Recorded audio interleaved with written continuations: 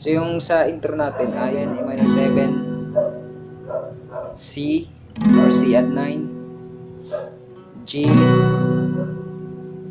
then D. Yan sa intro natin. Kasi yung strumming niya ay down, down, up, up, down, down. Down, down, up, up, down, down. Down, down, up, up, down, down. Down, down, up, up, down, down. Sa simula naman niya guys, sa verse ay bali ganito, yung chords niya ay A minor, C at 9, G. So bali ganito siya, di ba? Water is torn into wine. So parang tatalon-talon siya agad. Water is torn into wine. So parang ganito yung strum niya. Water is torn into wine. So dala-dalawa siya. Water is torn into wine. Diba? Dalawa-dalawa. 1, 2. So ganyan siya, yung verse niya. So, ikantahin natin ulit. Water is torn into wine. So ganyan siya. So ulitin lang siya kasi 'di ba yung ano niya? Water is torn into wine. Open the eyes of the blind.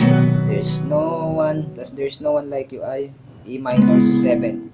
Water is torn. There's no one like you. Tapos mag-stay ka dyan. Parang ulitin mo siya. Bali dalawang ano siya dyan. Mag-stay ka muna dyan. There's no one like you. Isa pa. None like you. Bali magano siya. None like you. Sa D. Sa chorus naman, ganyan din yung chords niya sa verse. Ganyan. Tapos D. Yung sa chorus ay E minor 7, C at 9, G, at D. Yan yung chorus. Tapos, bali ganito siya. Our God is greater, our God is stronger, that you are higher than any others. Ulitin lang siya.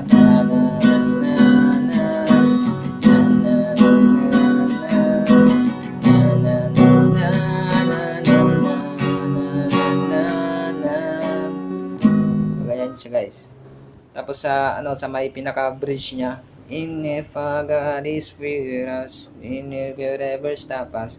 Ganun din siya, yung sa chorus lang din, yung chorus ng chorus, ganun din siya. Yung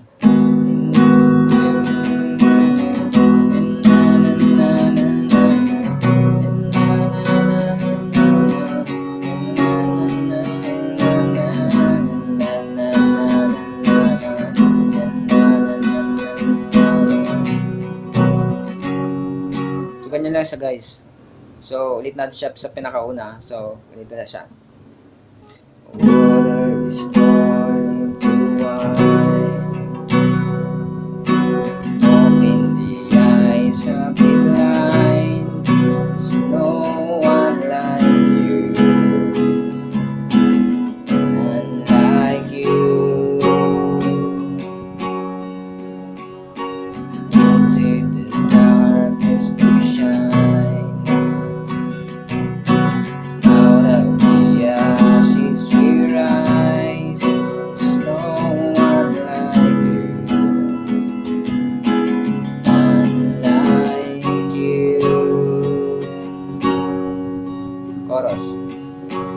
Our God is greater, our God is stronger, that you are higher than any other. Our God is healer, awesome in power. Our God,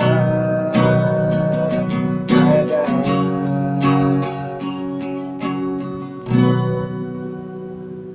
So guys, salamat sa panonood niyo, salamat sa time niyo. Huwag niyo lang kalimutan na mag-subscribe sa channel na to para mas update kayo sa sa mga sunod kong na-upload na video. So yun, yung may worship lang natin si Lord sa pamagitan ng gitara. Worship natin si Lord sa binigay niyang talent sa atin na kayo bilang nanonood ngayon na may gusto kayong matutunan. Pero yung ko lang na mas si Lord yung natin yung pinaka great teacher. Siya yung pinaka talagang magtuturo sa atin ng lahat ng bagay. So but I impart to you yung kaalaman ko sa gitara, hindi para sa sarili ko kundi para ma-please si Lord. Gusto ko lang na i-share kung anong meron ako. Gusto ko lang i-share na kung anong binigay sa akin Lord na knowledge or wisdom. Pero mas maganda pa rin na mag-depend tayo kay Lord. So yun, ginawa kong video na to hindi para lang sa sarili ko kundi yun, matulungan ko din kayo. At saka for the glory of God talaga siya. Yun, yun lang naman ko sa inyo na worship natin si Lord ng buong puso, galing sa puso pamagitan ng pag-play natin ng gitara.